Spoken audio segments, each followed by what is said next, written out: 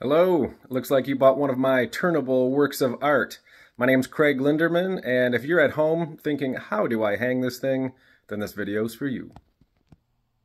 Here's a few tools you may need. A measuring tape so you can find out the height you'd like to hang it at, a screwdriver or a drill.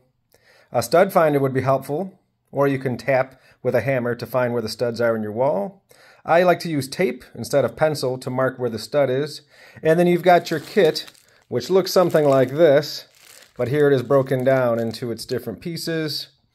And I did not provide you with some screws that you'll need. I've got a couple longer ones, a couple shorter ones, but I find that folks prefer when it comes to hardware, so I'm going to leave that to you.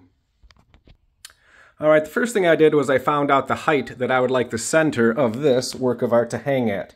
Consider that this is a turnable piece and that the rotating mechanism is in the center. So think about where you'd like the center of your artwork, and then you can find out based on that height where you'd like to get started. Next up, you'll need a stud finder. Once you've got that, that will help you locate right where the stud is. There we go. And I've located on both sides, and I know that I want to drill into that so it will really support my picture. Especially important if you're using, if you're hanging one of my larger pieces. If you have a lighter or smaller piece, you can simply use an anchor like this into the drywall and put a screw in that.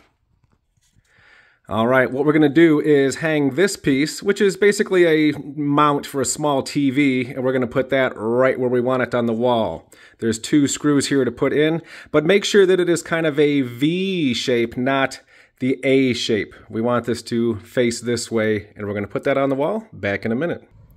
Okay, I've got two screws in here now. With those two screws going right into a stud, that thing is going nowhere. Next up, it's time to put the next piece just below it. And that's this piece right here. We don't want to get it too close because that might give us some trouble trying to hang this up. We don't want it too far down or it might interfere with the turnability of the frame. So we want to put it maybe 4 inches below this, and I'm going to now drill that into the wall.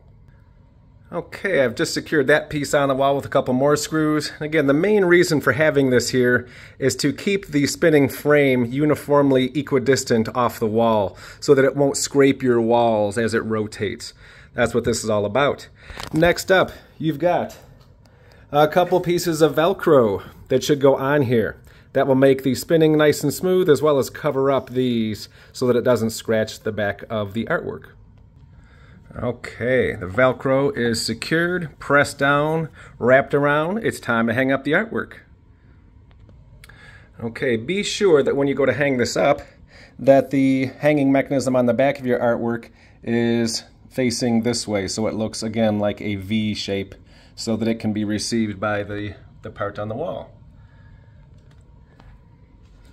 This will be difficult to do with one hand, so I'm going to turn this off. But I'm pretty sure you can handle it. We're just going to slide that down into... Sometimes as you go to hang this up, this mechanism will spin and you'll have a difficult time putting it in. One thing you can do is put some string, yarn, fishing line or something underneath here, and then you can grab these two pieces and pull downward as you're trying to hang it, and it will keep things nice and aligned so it will hang easier. Okay, I just dropped that down into place, and I use this wire method to hold it steady. And then these two wires, or this wire, can just be pulled right out. There we go. And now your piece is hung up, and now you can spin it. And it will not scratch your wall.